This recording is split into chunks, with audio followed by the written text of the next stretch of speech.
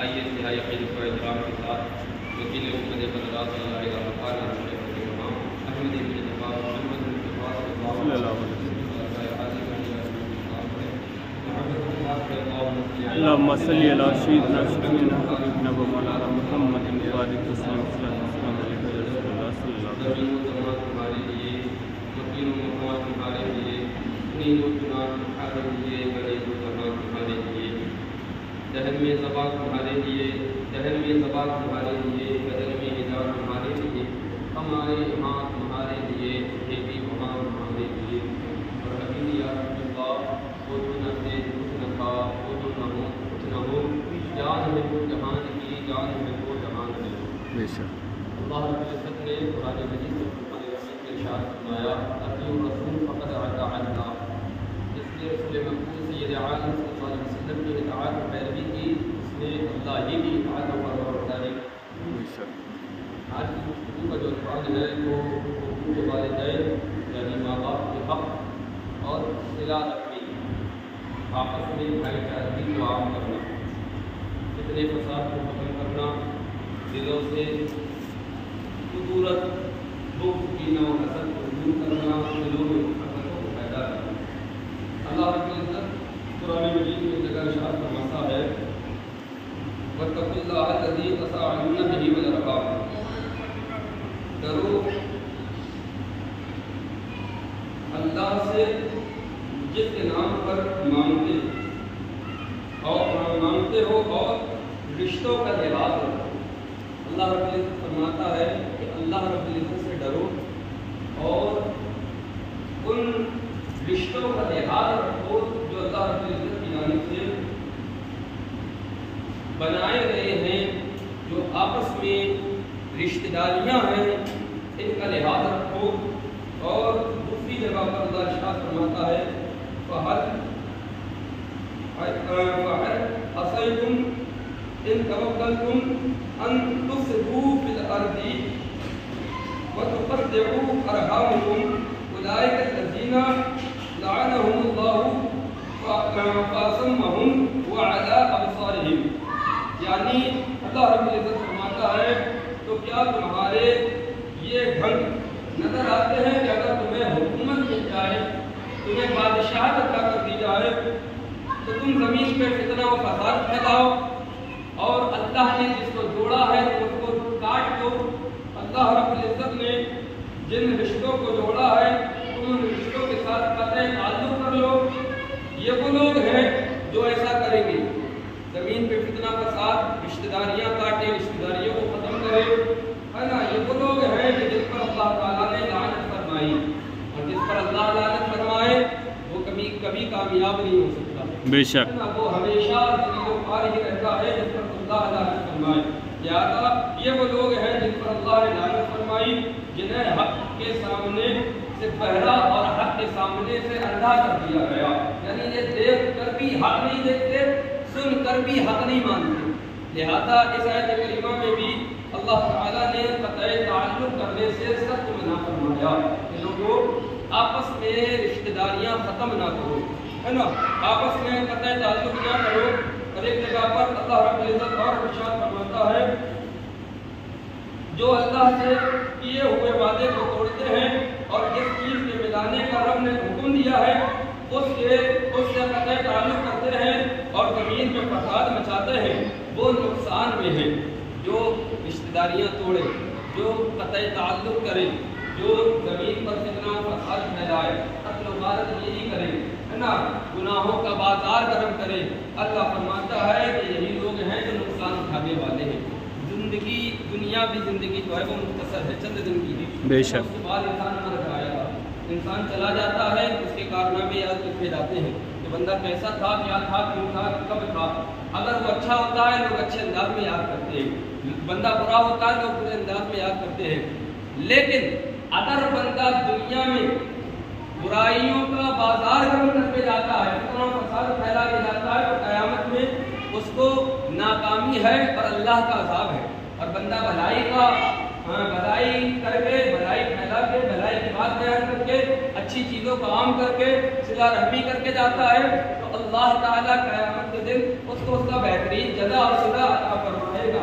احادیث مبارکہ میں سرکار مدینہ صلی اللہ تعالی علیہ وسلم نے اس کے تعلق سے بے شمار جو ہے نا حدیثیں ہیں جس میں سرکار نے ارشاد فرمایا۔ ایک حدیث صحیحین میں یعنی بخاری شریف اور مسلم شریف میں ہے، آقا ارشاد فرماتے ہیں کہ حضرت ابو ہریرہ رضی اللہ تعالیٰ عنہ سے مروی ہے، رسول اللہ صلی اللہ تعالی علیہ وسلم نے فرمایا جب اللہ تعالیٰ مخلوق کی پیدائش سے فارغ ہو گیا تو قرابت یعنی جو رشتہ داری ہے یہ رب کی بارگاہ میں حاضر ہوئی، کھڑی ہوئی اور عرض کیا میں تجھ سے قطع رحمی کی پناہ چاہتی ہوں، یعنی لوگ مجھے قطع تعلق کرے، لوگ مجھ سے جدا ہوں، میں اس بات سے اے رب ذوالجلال تیری پناہ چاہتی ہوں۔ اللہ رب العزت کی بارگاہ میں جب اس نے یہ بات کہی تو رب تعالیٰ نے فرمایا کیا تو اس بات پر راضی ہے کہ جس نے تجھ سے تعلق جوڑا، جس نے صلہ رحمی کی، اللہ فرماتا ہے اس قرابت سے کہ جو تیرے ساتھ مل جائے، جو قرابت داری کا حق ادا کرے تو میں اس کو اپنی جوار رحمت میں لے لوں گا، اور جو تجھ سے قطع تعلق کرے، جو آپس میں رشتہ داریوں کو ختم کرے، اللہ فرماتا ہے میں اس سے اپنی رحمت کا سایہ اٹھا دوں گا۔ اللہ سائے سے محروم اللہ کی رحمت کا سایہ اس پر نہیں ہوتا۔ ایک حدیث پاک میں مفہوم جس کا یہ ہے، سرکار فرماتے ہیں اللہ رب العزت اس قوم کی دعا قبول نہیں کرتا جو قوم قطع تعلق کرنے والی ہوتی ہے، یعنی رشتہ داریاں توڑنے والی ہوتی ہے، اللہ اس قوم کی دعا کو قبول نہیں کرتا۔ اللہ اکبر۔ ایک حدیث کے اندر ہے حضرت سرکار مدینہ صلی اللہ علیہ وسلم تشریف فرما ہے، صحابہ موجود ہیں، سرکار علیہ السلام نے فرمایا ہماری مجلس میں اگر کوئی ایسا بیٹھا ہو جس نے قطع تعلق کیا ہو، جس نے رشتہ داریوں کو توڑا ہو، ہماری مجلس سے اٹھ کر چلا جائے، ہماری مجلس کو خالی کر دے۔ ایک شخص اٹھا اور اٹھنے کے بعد اپنے گھر گیا، اپنی خالہ کے گھر گیا اور جا کے ان سے معافی مانگی، صلہ رحمی کی اور آ کے واپس آ گیا۔ جب آیا تو سرکار علیہ السلام بیان ہی فرما رہے تھے، آقا علیہ السلام فرماتے ہیں اللہ تعالیٰ اس مجلس پر رحمت نہیں فرماتا جس میں کوئی بندہ ایسا ہو جو قطع تعلق کرنے والا ہو، اور اللہ تعالیٰ کی رحمت انہی کو میسر آتی ہے جو قطع تعلق سے بچنے والے ہیں۔ اب ذرا غور کرو، سرکار تو خود سراپا رحمت ہے، سرکار تو خود سراپا برکت ہے، سرکار تو خود سراپا اللہ رب العزت کی عنایت اور فضل ہے، لیکن سرکار علیہ الصلوۃ والتسلیم نے امت کو تبلیغ دینے کے لیے، امت کے سامنے یہ بات لانے کے لیے یہ فرمایا لوگوں جس قوم کے اندر، جس محفل کے اندر، جس مجلس کے اندر ایسا بندہ ہو جو رشتہ داریوں کو توڑنے والا ہو، اللہ رب العزت اس ایک کے سبب سے ان تمام کی دعائیں قبول نہیں کرتا جو اس مجلس میں بیٹھے ہوتے۔ اللہ کتنا بڑا بوال ہے قطع تعلق کرنے کا، بہت بڑی یہ نحوست ہے۔ اور ایک حدیث ابن حبان میں ہے 3 آدمی جنت میں نہیں جائیں گے، ایک تو وہ شخص جو شراب پینے والا ہے، آج شراب بھی ہمارے معاشرے میں عام ہے، جس کو دیکھو وہ چڑھائے ہوئے ہے، یار 2 گھوٹ ہو یا 2 بوتلیں ہو یا 2 بالٹیں ہو یا 1 قطرہ ہو، پانی کے اندر اگر 1 قطرہ پیشاب کا ڈال دیا جائے اور پانی ڈرام بھر کے ہو تو پورا پانی ناپاک، بے شک پورا پانی ناپاک، اور جب 1 قطرہ شراب کا بندے کے جسم میں جاتا ہے اس کا پورا وجود ناپاک ہو جاتا ہے۔ اللہ پھر وہ دعا کرتا ہے رب قبول نہیں کرتا، اس لیے کہ زبان ناپاک ہے، جب تک اس سے سچی توبہ نہ کر لے، اور جب سچی توبہ کر لیتا ہے تو پھر اللہ کا محبوب ترین بندہ بن جاتا ہے۔ سبحان اللہ۔ محبوب ترین حضرت بشر حافی رضی اللہ تعالی عنہ، ان کا واقعہ اٹھاؤ، آپ اللہ کے جلیل القدر ہے نا ولی ہیں، اللہ رب العزت کے دوست ہیں، لیکن پہلے بڑے گناہگار تھے، شراب کے عادی تھے، شراب کی بھٹیاں لگی تھی ان کی خود کی، لیکن جب سچی توبہ کی تو اللہ رب العزت نے ولایت کا وہ مقام عطا فرمایا۔ انسان تو انسان ہے، جانور بھی ان کا ادب کیا کرتے تھے، سبحان اللہ۔ جانور بھی اتنا ادب کیا کرتے تھے، جس راستے سے بشر حافی نکلا کرتے تھے، جانور نہ تو ادھر لید کیا کرتے تھے نہ پیشاب کیا کرتے تھے، سبحان اللہ۔ اتنا ادب کیا کرتے تھے جانور بھی۔ تو جب بندہ توبہ کر لیتا ہے تو پاک ہو جاتا ہے، لیکن شراب کا عادی ہے تو دیکھیں جنت ہے پاک جگہ، بے شک جنت پاک جگہ ہے، تو شراب پینے والا جنت میں کیوں نہیں جائے گا؟ کیونکہ اس کا پورا مجسمہ ناپاک ہے، اس کا ٹھکانہ جہنم ہے۔ اگر ایمان والا ہے، شراب پینے والا تھا، تو اس کو بعد میں جنت میں بھیجا ضرور جائے گا، اس لیے کہ یہ قاعدہ اور یہ عقیدہ اور یہ اصول ہے، جس کے پاس ایمان ہے وہ جنت میں جائے گا۔ رائی کے برابر دانہ ایمان بھی ہو تب بھی جنت میں جائے گا، لیکن اگر گناہ گار ہے تو اس کی سزا پائے گا۔ اب شراب پی کے اس نے اپنے جسم کو کر لیا ناپاک، اس کا وجود ہو گیا ناپاک، اب اس کی سزا پائے گا، جہنم میں جائے گا، اور کب تک جہنم میں رہے گا یہ اللہ بہتر جانتا ہے۔ بے شک کب تک رہے گا یہ اللہ جانتا ہے، لیکن اتنا ہم ضرور بتا دیتے ہیں قرآن و حدیث کی روشنی میں کہ انسان ایک سیکنڈ کے لیے بھی جہنم میں رہ نہیں پائے گا۔ اللہ اکبر۔ بس یہ سوچا کیسے میں سے باہر نکلوں، بھاگوں، لیکن کوئی راستہ نہیں بھاگنے کا، کوئی راستہ نہیں نکلنے کا۔ لہذا سرکار فرماتے ہیں شرابی، شراب کا عادی جنت میں نہیں جائے گا۔ دوسرے مقام پر اسی حدیث میں میرے آقا دوسرے بندے کو فرماتے ہیں، دوسرا بندہ وہ ہے جو قطع تعلق کرتا ہے، جو رشتہ داریوں کو توڑتا ہے۔ آج ہمارے معاشرے میں یہ بھی بلا بڑی ہے، ذرا سی بات پر ہم رشتہ داریاں ختم کر دیتے ہیں، رشتہ داریاں توڑ دیتے ہیں۔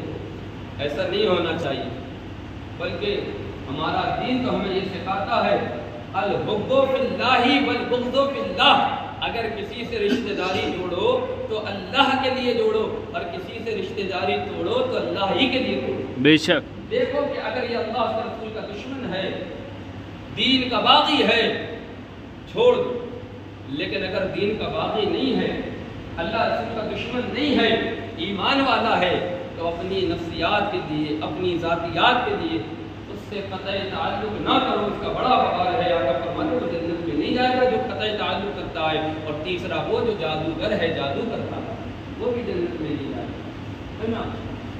آج یہ بھی ایک بلا ہے یار ہمارے معاشرے میں کہ بہت ساری مسلم خواتین ایمان والی عورتوں کو دیکھا گیا کہ وہ پنڈتوں کے پاس، بھگتوں کے پاس جاتی ہیں تعویذ گنڈے کرانے کے لیے۔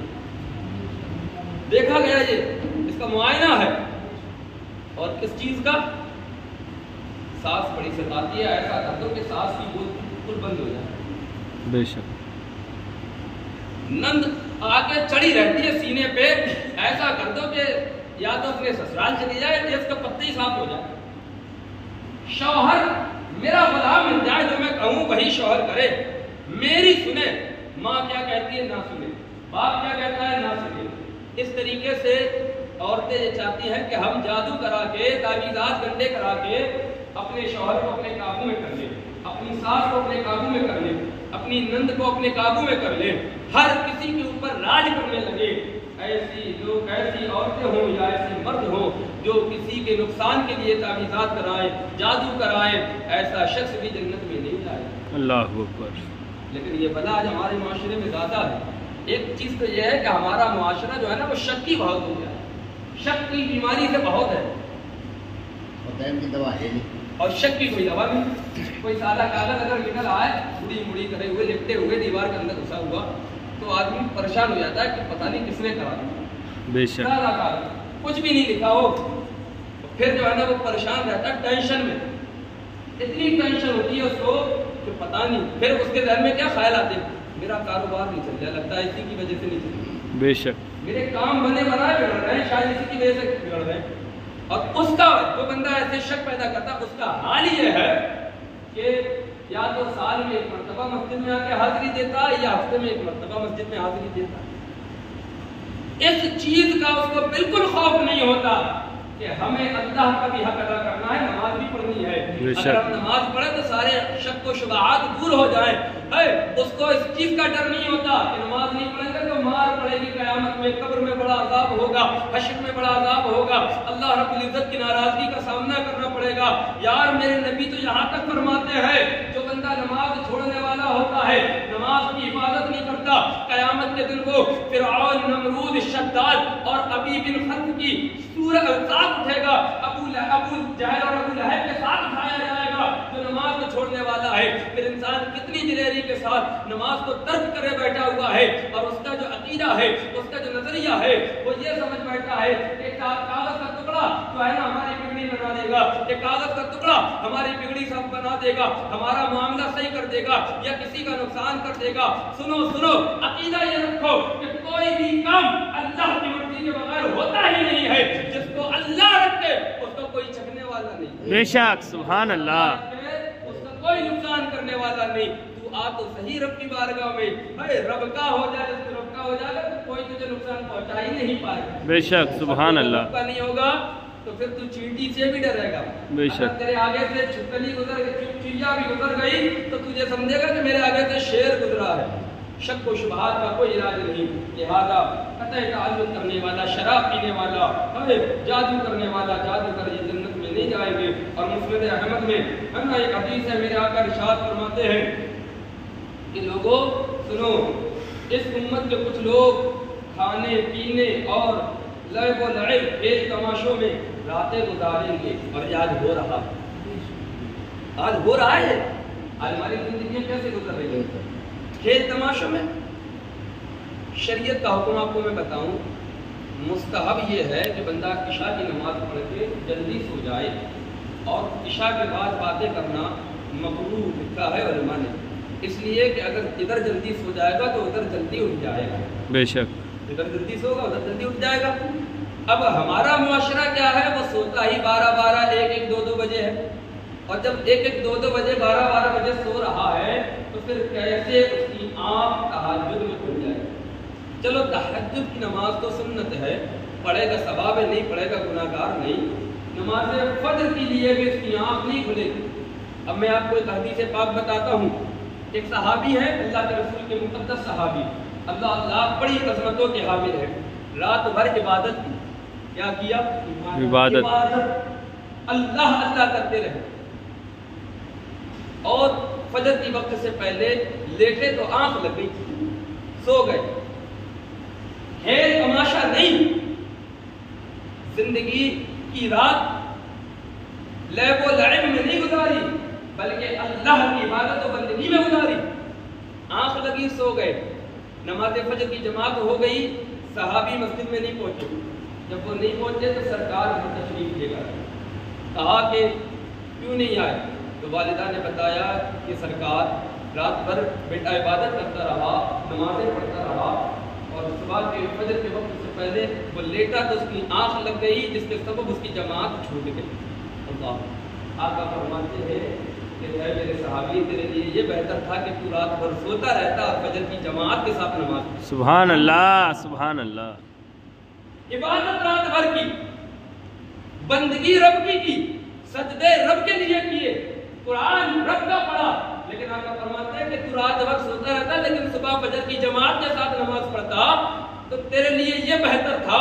اور فرماتے ہیں کہ جو عشاء کی نماز پڑھ کے سو جائے یہ نیت کر کے کہ میں صبح فجر کی نماز جماعت سے پڑھوں گا، تو پوری رات وہ سوتا رہتا ہے، اللہ اس کے نامہ اعمال میں نیکیاں لکھتا رہتا ہے۔ سبحان اللہ سبحان اللہ۔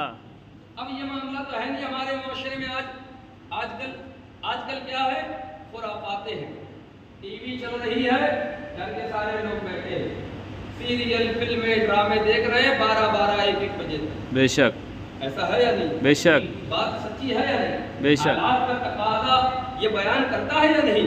یہ سچی بات ہے۔ اور موبائل سے کیا؟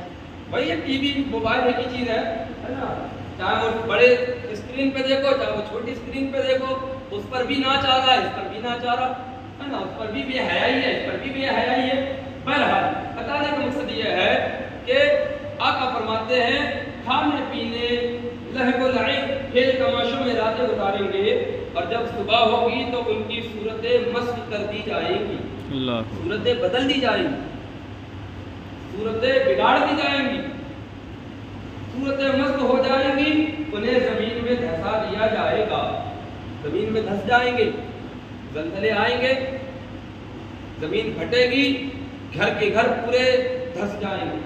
اور یہ آج ہو رہا ہے، آپ دیکھیں دنیا کا معائنہ کریں، ابھی چند سال پہلے کی ہی بات ہے، سمندر کے کنارے جو بیچ ہوتا ہے وہاں پر قریانی فحاشی عیاشی کا بازار گرم تھا، شراب خوب پی گئی، گانے باجے گاجے بج رہے تھے، لونڈیاں لڑکے جمع تھے، ڈانس اور مجرے ہو رہے تھے، رات کا تاریخی حصہ تھا، لیکن اللہ رب العزت جو ہے نا وہ کبھی سوتا نہیں ہے. بے شک آیت الکرسی میں رب فرماتا ہے اللہ وہ ہے جیسے نیند نہیں آتی، نیند تو نیند ہے، اونگ بھی نہیں آتی، بے شک اونگ سے پاک ہے.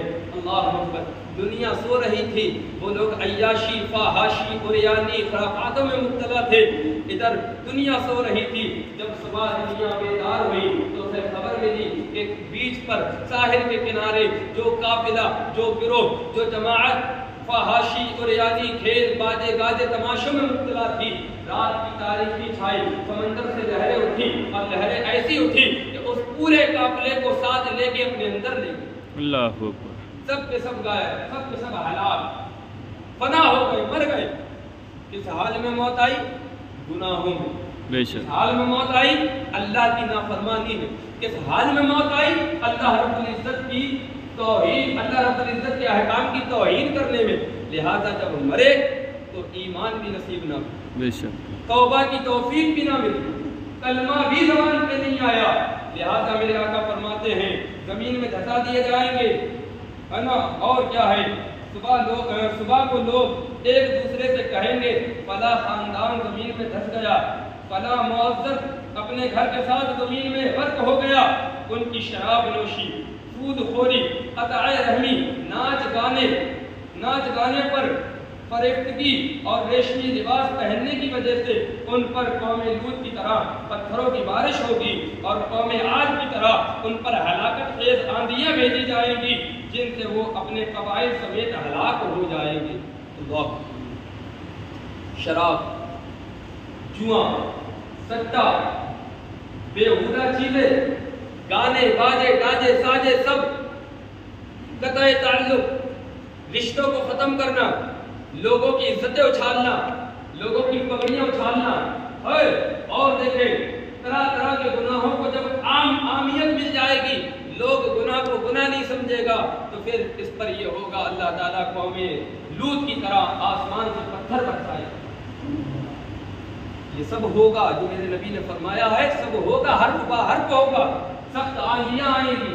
کیا آپ نے نہیں دیکھا کہ جب آندیاں تیز آتی ہیں تو لوگوں کے گھر اڑ جاتے ہیں، دیواریں گر جاتی ہیں، چھتیں گر جاتی ہیں، دب جاتے ہیں، مر جاتے ہیں، ہلاک ہو جاتے ہیں. کیسے ایسے لوگ ہیں جو تیز آندھی کے سبب مر گئے؟ کتنے ایسے گھر ہیں جو تیز آندھیوں سے اجڑ گئے؟ کتنی ایسی بستیاں ہیں جو سخت تیز ہواؤں سے اجاڑ دی گئی اور انسان یہ سمجھتا ہے کہ یہ آندھی تیز تھی. نہیں، آندھی تیز نہیں تھی، تیرے گناہوں کا بازار گرم ہو چکا تھا، تیری فحاشی اور عریانی عروج پر آ چکی تھی، تیرے گناہوں کا گڑھا بھر چکا تھا. اب اللہ تعالیٰ نے تیرے اوپر پکڑ کی ہے، تو اب تو کہہ رہا ہے کہ یہ آندھی تیز تھی. آندھی تیز نہیں تھی بلکہ یہ تیرے گناہوں کا بوال تھا جو تجھے گھیر لیا.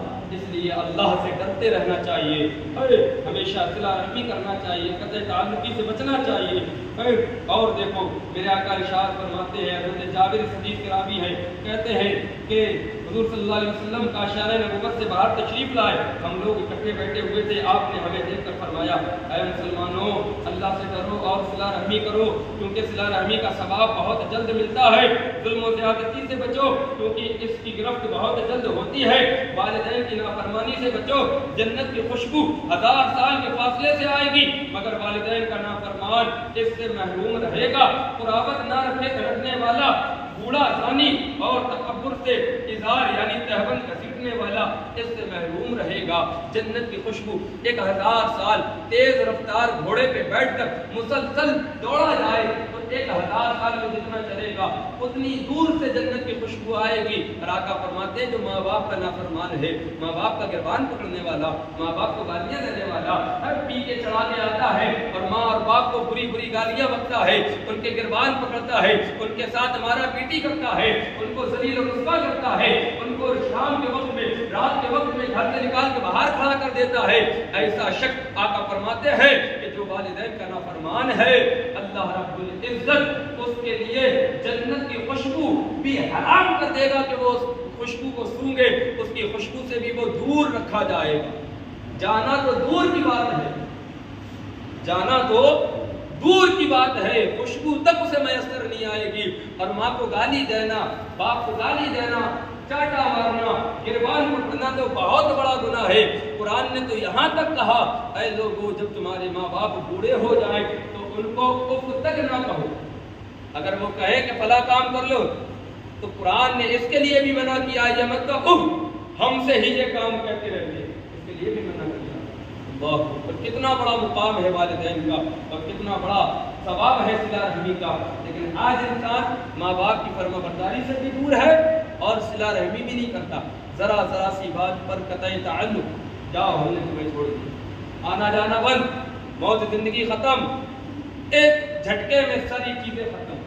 جبکہ آقا فرماتے ہیں صلہ رحمی کرو، ہے نا۔ میرے آقا نے یہاں پر ایک جگہ پر ارشاد فرمایا جسے پاک ہے، سرکار فرماتے ہیں جو یہ چاہتا ہے کہ اس کی روزی بڑھا دی جائے، اس کے رزق میں برکت ہو اور اس کی عمر لمبی ہو جائے تو وہ صلہ رحمی کیا کرے، قرابت داروں کے ساتھ قرابت داری اپنایا کرے، لوگوں سے قطع تعلق نہ کیا کرے بلکہ رشتہ داری جوڑا کرے۔ اللہ اس کی روزی میں بھی برکت عطا کرے گا، اس کی عمر میں بھی برکت عطا کرے گا۔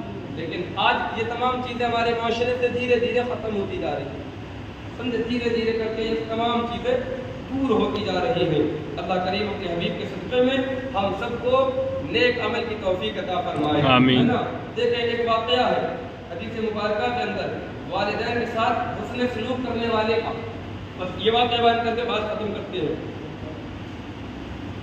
3 نوجوان انسان، نوجوان مرد سفر پہ نکلے، تیز آندھی آئی اور موسلادھار بارش آئی۔ تو پہلے کیا تھا، ایسے حالات نہیں تھے جیسے آج ہیں، تو ان لوگوں نے ایک پہاڑ کی غار میں اپنے لیے پناہ ڈھونڈی۔ غار کیسی ہوتی ہے، ادھر بھی پتھر ادھر بھی پتھر، اوپر سے ہی پتھر، ذرا سا معاملہ ہوتا ہے، جا کے اس میں بیٹھ گئے۔ آندھی اور پانی تیز ہوا تو اوپر سے ایک پتھر آیا اور آ کے جو اس غار کا منہ تھا اس پہ آ کے رکھ گیا، بند ہو گئی غار، تینوں اس میں قید ہو گئے۔ جب تینوں قید ہو گئے تو تینوں نے بڑی محنت اور مشقت کی اس پتھر کو ہٹانے کے لیے، لیکن وہ تھا کہ اپنی جگہ سے ہلتا تک نہیں، سرکتا تک نہیں، حرکت تک نہیں ہوگی اس میں۔ عاجز آ گئے، پریشان ہو گئے، کرے تو کرے کیا۔ یقین ہو گیا کہ اب ہم یہیں دبے دبے مر جائیں گے، ہلاک ہو جائیں گے، کسی کو ہماری لاش کی بھی خبر نہیں ہوگی کہ ہم کہاں پڑے ہوئے۔ جب یہ امید ہو گئی کہ اب ہم زندہ نہیں بچیں گے تو ایک شخص نے اپنے ہاتھوں کو ربی بارگاہ میں اٹھایا، اٹھانے کے بعد ربی بارگاہ میں عرض کرتا ہے مولا میں امیر ترین، تو نے مجھے دولت عطا کی، مجھے بڑا مال عطا کیا، میری چچا کی بیٹی تھی، میں نے اس کو دیکھا، خوبصورت تھی، حسین و جمیل تھی، میری نیت بدل گئی۔ اللہ، یا ایک غریب عورت میرے دروازے پہ آئی تھی اور اس نے اپنی غریبی کا عذر پیش کیا۔ خاتون جو تھی وہ خوبصورت تھی، میری نظر اس پہ پڑی تو میرا دل اس پر آ گیا اور وہ خاتون مجھ سے مدد کے لیے آئی تو میں نے کہا کہ ایک شرط پہ میں تیری مدد کر سکتا ہوں، تو میرے دل کو تسکین پہنچا دے، میرے دل کو خوش کر دے، میری خواہش کو پورا کر دے، بدلے میں جتنا مال مانگے گی میں تجھے دے دوں۔ اللہ اکبر، اللہ اکبر۔ عزت دار خاتون تھی، واپس چلی آئی، کہا غریب رہنا گوارا ہے، عزت کا سودا کرنا گوارا نہیں۔ بے شک۔ لیکن آج کیا ہے، آج والدین ماں باپ اپنی بچیوں کی عزتیں پامال کروا رہے ہیں۔ آپ کہیں گے کیسے؟ میں کہتا ہوں ایسے کہ آپ ہماری شادیاں دیکھیں، ہمارے گھروں میں کوئی فنکشن ہو تو اس کو دیکھے، کوئی پروگرام ہو تو دیکھے، نہ ماں کے سر پہ دوپٹہ ہے، نہ بیٹی کے سر پہ دوپٹہ ہے، بلکہ بال کھلے ہوئے ہیں، آستینیں نیٹ کی ہے، پورے ہاتھ دکھ رہے ہیں، ہے نا، پورا جغرافیہ نظر آ رہا ہے، لباس اتنا چست ہے کہ اعصاب بدن، اعضائے بدن نمودار ہو رہے ہیں، سارے کٹ نظر آ رہے ہیں، تو یہ اپنی عزتیں بے پامال کرنا نہیں تو کیا ہے نا؟ آقا علیہ الصلوۃ والتسلیم نے یہاں بھی ایک جگہ فرمایا، حدیث پاک میں ہے، لوگوں خالی زنا وہ نہیں ہے کہ مرد عورت کے ساتھ صحبت کرے، بلکہ بری نظر سے دیکھنا بھی آنکھ کا زنا کہلاتا ہے، بری چیز کو سننا بھی، بری خواہش، بری فاحش کلام، فاحش باتوں کو سننا بھی کان کا زنا کہلاتا ہے۔ لہذا آج کیا معاملہ ہے؟ اتنا چست لباس، اتنا بے ڈھنگا لباس، اتنا برا لباس آج ہماری قوم کی بچیاں، آج ہماری قوم کی عورتیں پہنتی ہے، پھر اس کے بعد کہتی ہے کہ فلاں ہم پہ غلط نظر جمائے ہوئے ہیں، فلاں ہم پر بری نظر ڈالتا ہے۔ تو اس میں قصور ہمارا ہے کہ ہم نے اپنے پردے کو بالائے طاق کیا، ہم نے اپنے پردے کو پھینک دیا، تو آج ہم جو ہے نا بری نظروں کا شکار ہو رہے ہیں۔ اگر آج بھی ہم فاطمہ الزہرا کی سیرت اپنائیں تو عزتیں ہمارے قدموں میں ہوگی۔ دوپٹہ جو ہوتا ہے وہ سر پہ ڈلا ہوتا ہے، سر جو ڈھانپے وہ دوپٹہ کہلاتا ہے، اور جو گلے میں آ جائے وہ دوپٹہ نہیں رہتا بلکہ وہ پٹا کہلاتا ہے۔ پٹا کس کے گلے میں ڈالا جاتا ہے؟ کتے کے گلے میں ڈالا جاتا ہے۔ سمجھانے کے لیے اللہ سمجھ عطا فرمائے، اللہ نے انسان بنایا ہے، انسان بن کے رہو۔ اللہ رب العزت نے عزتیں عطا کی ہے، عزتوں کو پامال نہ کرو۔ اللہ رب العزت نے اشرف المخلوقات بنایا ہے، اشرف المخلوقات بن کے رہو، اس کے رسول صلی اللہ علیہ وسلم کی اتباع و پیروی کرو، اپنی عزتوں کو محفوظ کرو۔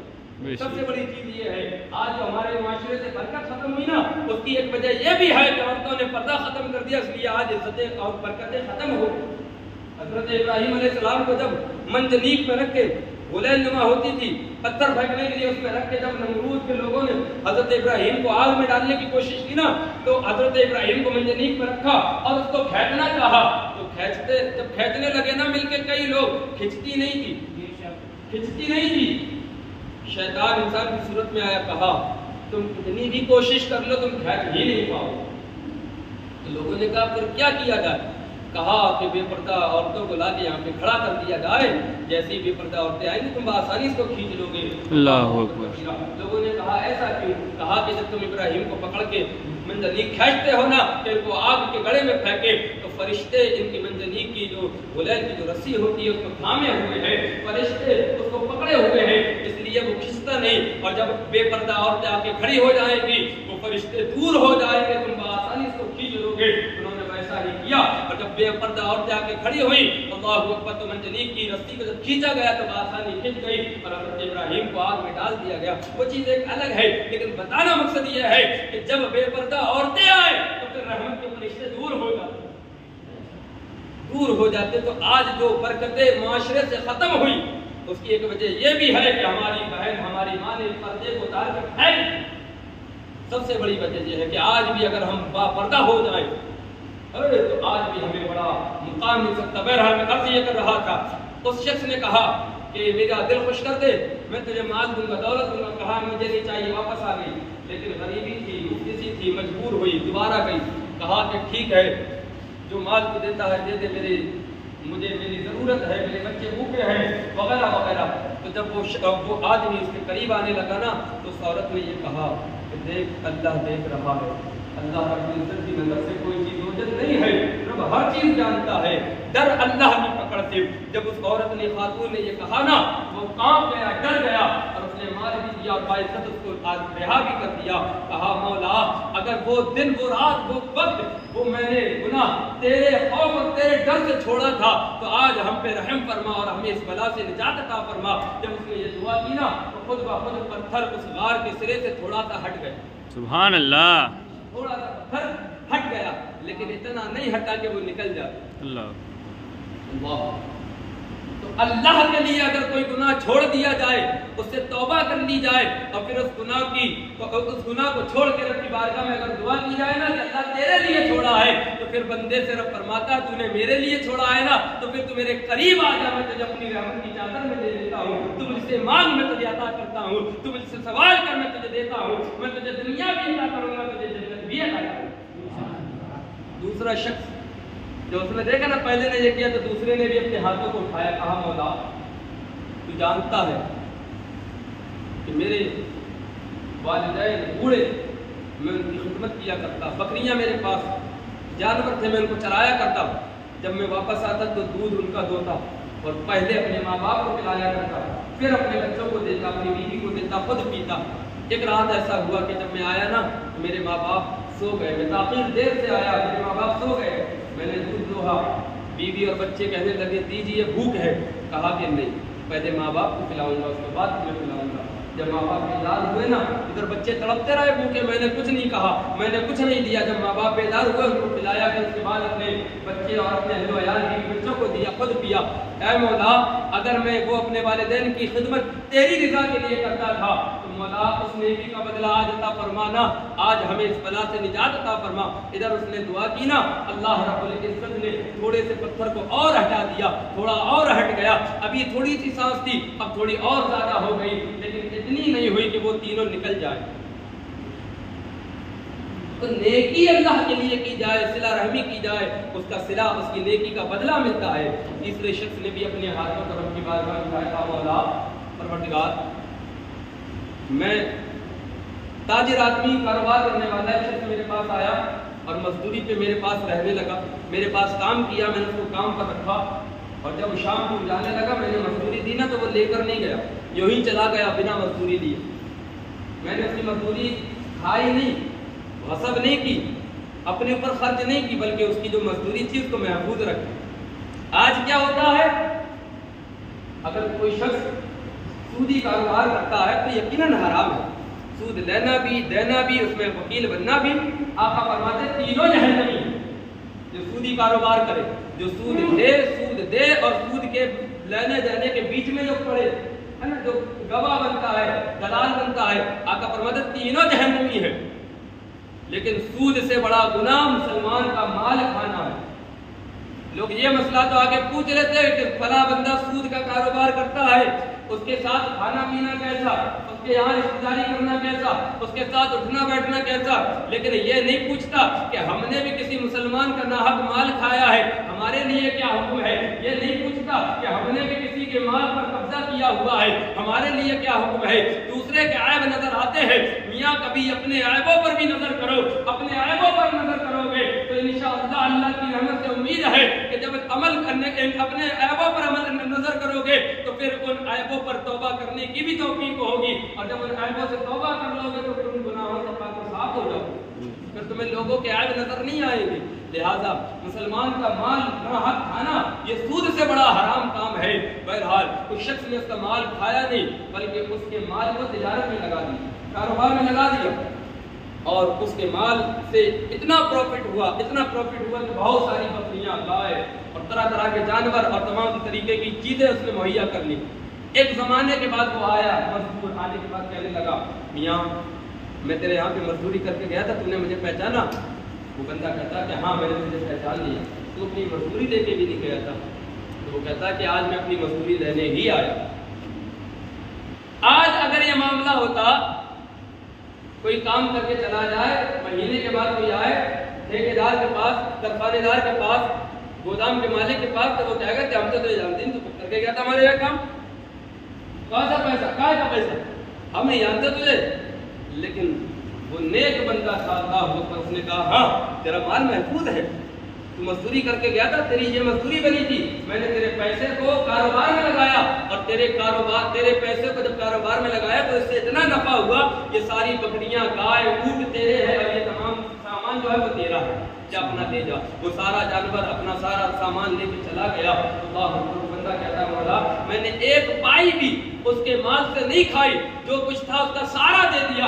اگر تو میں نے تیری رضا کے لیے کیا، تیری رحمت کے لیے کیا، تجھ سے بخشش اور مغفرت کے لیے کیا، تو مولا آج ہم پر رحم فرما اور اس پتھر کو ہم سے دور کر دے، اس بلا سے ہمیں نکال دے۔ جب اس کی دعا ادھر پوری بھی نہیں ہوئی، اللہ تعالیٰ نے پورے پتھر کو ہٹا دیا اور وہ سلامت اس غار سے نکلے اور اپنی منزل پہ پہنچے۔ تو بتانے کا مقصد یہ ہے کہ بندہ اگر صلہ رحمی کرے، ماں باپ کی خدمت کرے، گناہوں سے بچے، تو اللہ تعالیٰ اس کو اس کی جان کی بھی حفاظت فرماتا ہے، اس کے مال کی بھی حفاظت فرماتا ہے۔ لیکن ہمارے مال اور جان کی حفاظت اس لیے نہیں ہے کہ ہم اللہ رب العزت کی اطاعت و فرما برداری نہیں کرتے۔ اللہ فرماتا ہے فقد اطاع اللہ، اطاعت کرو اللہ رب العزت اور اس کے پیارے محبوب صلی اللہ علیہ وسلم کی، لیکن ہم کرتے ہیں نفس کی اتباع، ہم کرتے ہیں اپنے نفس کی اتباع۔ اتباع، ہمارا نفس جو کہہ رہا ہے ہم وہ کرتے ہیں، اللہ رسول کا حکم جو ہے اس کی طرف ہم نہیں آتے۔ بہرحال اللہ کریم اپنے حبیب کے صدقے میں ہمیں صلہ رحمی کرنے کا جذبہ عطا فرمائے، قطع رحمی سے بچائے، مولا قطع رحمی کے بوال سے ہمیں بچائے۔ اور اگر ہم سے ہماری کسی سے قطع رحمی ہو گئی ہے، قطع تعلقی ہو گئی ہے، تو پھر ہمارے پاس ابھی زندگی کی ساتھ ہے، اللہ کی بارگاہ میں توبہ کر کے اس سے معافی مانگ کے اس کو منا لو اور اس سے اپنی رشتہ داری جوڑ دو۔ اگر بھائی تھا تمہارا، جو ہے نا بابا، تمہارا چچا تھا، تمہارا خالو تھا، ماموں تھا، کوئی بھی رشتہ دار تھا، اگر اس سے تمہاری لڑائی ہو گئی تھی، آنا جانا بند ہو گیا تھا، رشتہ داری ختم ہو چکی تھی، اللہ کے رسول کی رضا کے لیے ان سے قطع تعلقی جو ہوئی ہے اس کو ختم کر کے صلہ رحمی میں بدل لو، ان سے رشتہ داری جوڑ لو، ان سے ناطے داری جوڑ لو۔ خدا کی قسم تم اللہ رسول کے لیے دنیا میں رشتہ داری اور ناطے داری جوڑو گے، اللہ رب العزت قیامت کے دن اپنی رحمت سے تمہیں جوڑ لے گا، سبحان اللہ، اپنی رحمت سے جوڑ لے گا۔ لہذا دنیا کی زندگی تو میاں چند دن کی ہے، مر کے چلے جاؤ گے، اگر گناہوں کا بوجھ سر پر لاد کے گئے تو پھر بڑے معاملات ہوں گے، اور اگر نیک اعمال کر کے اچھے انداز میں دنیا سے گئے تو پھر کامیابی ملے گی، دنیا میں بھی اور آخرت میں بھی، اور قبر میں بھی سکون ہوگا۔ لہذا زندگی کا کوئی بھروسہ نہیں، کب یہ سانسیں بند ہو جائے، کب یہ دھڑکن رک جائے، ابھی موقع ہے۔ اگر کسی کا نہ حق مال کھایا ہے تو اس سے معاف کرا اور اس کا مال واپس کر دو، کسی کی زمین پر قبضہ کیا ہے نہ حق تو اس سے معاف کرا اس کی زمین واپس کر دو۔ آقا علیہ السلام فرماتے جس نے کسی کی ایک بالشت زمین پر نہ حق قبضہ کیا، قیامت کے دن اس کے گلے میں 7 زمینوں کا توق ڈالا جائے گا۔ اللہ اکبر۔ ہم گناہوں کو گناہ نہیں سمجھتے، کیوں؟ کیونکہ ہمارے دل گناہوں کے سبب سیاہ کالے ہو چکے ہیں۔ لہذا اپنے دل کی صفائی کرو، اور دل کی صفائی توبہ استغفار سے ہوتی ہے۔ اللہ کی بارگاہ میں توبہ کرا کرو، چلتے پھرتے استغفار پڑھا کرو، ہے نا، چلتے پھرتے درود پاک پڑھا کرو۔ خدا کی قسم تم درود کی کثرت اور استغفار پڑھو گے، اللہ تمہارے دل کو روشن کر دے گا، اور جب دل روشن ہو جائے گا تو گناہوں سے نفرت ہو جائے گی۔ گناہوں سے نفرت ہوگی تو پھر نیکیوں کی طرف بندہ چلے گا، اور جب نیکیوں کی طرف چلے گا تو پھر معاشرے سے بے حیائی، خرافات اور یعنی فحاشی یہ سب بند ہو جائے گا۔ اللہ اپنے حبیب کے صدقے ہمیں عمل کی توفیق عطا فرمائے۔ اور ایک چیز اور کہ انسان ہمیشہ معافی طلب کرتا رہے ہر انسان سے، اگر کسی کا دل دکھا ہو، ہے نا۔ ہاں، زندگی کا کوئی بھروسہ نہیں میاں، کب سانسیں رک جائے، کب انسان کی دھڑکن بند ہو جائے۔ لہٰذا میں بہت ہی آسان سے لفظوں میں اور بہت ہی آسان سی انداز میں یہ بات کہنا چاہتا ہوں کہ دنیاوی اعتبار سے دیکھو، دین کے اعتبار سے جس سے اللہ کے رسول نے حکم دیا دشمنی رکھنے کا، میں اس کو دشمن رکھتا ہوں۔ جس سے اللہ رسول نے حکم دیا محبت کرنے کا، میں اس سے محبت کرتا ہوں۔ میرا کسی سے کوئی ذاتی مسئلہ نہیں ہوتا، ہے نا۔ ذاتی اختلافات اگر ہو بھی جائیں وہ زیادہ دن تک نہیں رہتے، اس لیے کہ مومن وہی ہے جو اپنے بھائی کو منائے، بے شک۔ اور مومن کی یہ شان نہیں کہ وہ اپنے کسی مسلمان بھائی سے 3 دن سے زیادہ بیزار رہے، ہے نا، دور رہے، لا تعلقی بنا کے رکھے نہیں، بلکہ مومن یہ ہے کہ جو تعلق جوڑنے میں پہل کرتا ہے اللہ رب العزت اس کو زیادہ اجر و ثواب عطا فرماتا ہے۔ سبحان اللہ۔ اگر میری وجہ سے کسی کا ذاتیات کی بنا پر دل دکھا ہو تو اللہ رسول کی رضا کے لیے میں اسے معافی طلب کرتا ہوں، وہ مجھے معاف کرے، اور جس نے میرا دکھایا میں بھی اللہ رسول کی رضا کے لیے معاف کرتا ہوں، ہے نا۔ میں نے معاف کیا، اللہ رب العزت بھی معاف فرمائے، ہے نا، اور ہمیں آپس میں بھائی چارگی عطا۔ اگر دل ہمارے جڑے رہیں گے، ہے نا، دلوں میں محبت رہے گی تو بڑے بڑے مسئلے ہم مل کے حل کر سکتے ہیں، بڑے بڑے دشمنوں کے واروں کو ہم جو ہے نا دور کر سکتے ہیں، دشمنوں کی شر اور اسلام کے دشمنوں کا مقابلہ کر سکتے ہیں۔ اور اگر ہم آپس میں ہی جھگڑے اور فساد میں مبتلا رہیں گے تو پھر ہے نا، کیا ہے اقبال نے جو کہا تھا کہ منتشر ہوگے تو قسطوں میں صفایا ہوگا، متحد ہوگے تو کہلاؤ گے غازی مومن، منتشر ہوگے تو قسطوں میں صفایا ہوگا۔ لہذا بس ایک بات کر کے بات ختم کہ ایک شخص نے اپنے بیٹے سے کہا، 4 بیٹے تھے کہ جاؤ لکڑی لے کر آؤ، چاروں لکڑی لے کر آئے، کہا توڑو، سب نے ایک ایک لکڑی مل کے توڑ دی، اور کہا جب ان چاروں کو اکٹھا کیا، کہا توڑو، تو چاروں نے ایک ایک کر کے جب توڑنا چاہا تو نہ توڑ سکے، جب تک اسلام کے ماننے والے صحیح العقیدہ مسلمان، سنی مسلمان اتحاد کے ساتھ رہیں گے، ہے نا، اختلاف کو ختم کر کے، ہے نا، انتشار کو دور کر کے محبت اور اتحاد کے ساتھ اگر رہیں گے تو پھر وہ ہر فتنے، چاہے وہ فتنہ نجدیت ہو، چاہے وہ فتنہ دہریت ہو، چاہے وہ فتنہ قادیانیت ہو، چاہے وہ فتنہ کفار کا ہو، چاہے وہ مشرکین کا ہو، چاہے وہ یہودا اور نصارہ کا ہو، چاہے وہ امریکہ کا ہو، چاہے وہ فرانس کا ہو، کہیں کا بھی فتنہ ہو، اگر مومن متحد ہوگا تو ہر فتنے کا ڈٹ کے مقابلہ کر لے گا اور منتشر ہوگا تو پھر وہ خود اس فتنے میں دب کے ہلاک ہو جائے گا۔ اللہ کریم اپنے حبیب کے صدقے ہم سب کو آپس میں محبت عام کرنے کا جذبہ عطا فرمائے، ہم سب کے دلوں میں محبت پیدا فرمائے، انانیت کو اور کہنا چاہیے اپنے دل سے بغض و کینہ کے برے روگ سے ہمارے دلوں کو بچائے۔ مولا کریم مدینے والے آقا صلی اللہ علیہ وسلم غلامی سنیت پر زندگی عطا فرمائے، اسی ہم سب کو موت نصیب فرمائے۔ کہنے سننے میں اگر کوئی چیز جو خلاف شرع ہو، جس میں شریعت پکڑ ہوتی ہو، رب قدیر اپنے فضل و کرم سے اپنے محبوب کے صدقے ہے نا معاف فرمائے۔ آپ سب کی حاضری، آپ سب کی موجودگی میں اپنے تمام ایسے جملے کی جس میں شرعی پکڑ ہوتی ہو اللہ رب العزت کی بارگاہ میں توبہ کرتا ہوں، استغفر اللہ ربی من کل ذنب واتوب الیہ۔ سارے لوگ مل کر لا الہ الا اللہ محمد رسول اللہ صلی اللہ علیہ وسلم۔ وعلیکم